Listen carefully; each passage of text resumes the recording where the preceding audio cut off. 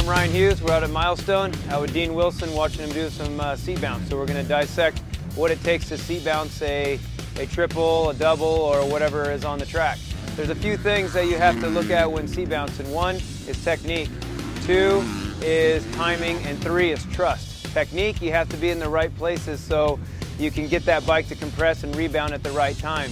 Timing, you have to sit or lean back a little bit at the right time. And trust, you have to trust yourself that it's not going to kick you over the bars, and being able to be relaxed. So when you're coming up to the jump, you want to be one with the motorcycle, because that bike needs to compress right at the base of the jump and then rebound as it comes off. So you need to do the same thing by putting weight into the rear end of the motorcycle or into both ends of the motorcycle, and to compress the suspension, so when that bike extends or rebounds off the face of the jump, you're extending with the motorcycle. You're standing up.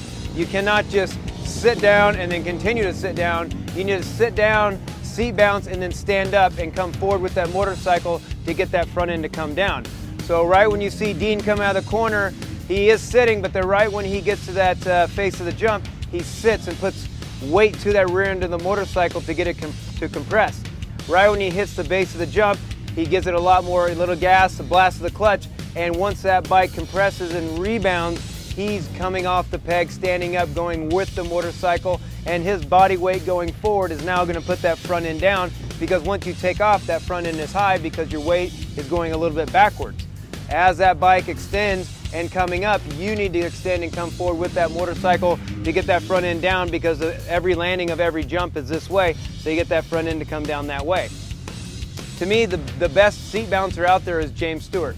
James Stewart has great technique that way because his chest is straight, his hips are out. So when he compresses and seat bounces a jump, he goes out instead of up. Now, someone that rounds their back, their whole body is going to be kicked off the foot pegs. James Stewart, hips are out, chest is high, so his body is stabilized and he has a little bit of movement in his body. So right when he compresses that bike and it rebounds, it shoots him out instead of up, and it doesn't kick his feet off the foot pegs. So a few things. One, you got to come into the jump, triple, step up, whatever it is, and have good technique by straight chest, hips out, and be able to put weight into that back of that bike. Two, you need to have timing by sitting right at the base of the jump to get that bike to compress and extend at the same time. And three, you have to trust in yourself. If you trust in yourself, you're going to relax. If you don't trust in yourself, you're going to be tense. And if you tense up off it, now that bike is usually going to control you by throwing you over the bars or, doing something weird. So those are the three things that I say that seat bouncing. But again, take it slow. Start with a small jump and just get that technique, get that form, get that trust, right at the base of the jump, and then start building your way up to bigger jumps, longer jumps, and stuff like that. But again, take your time, the immediate over the ultimate, all day long.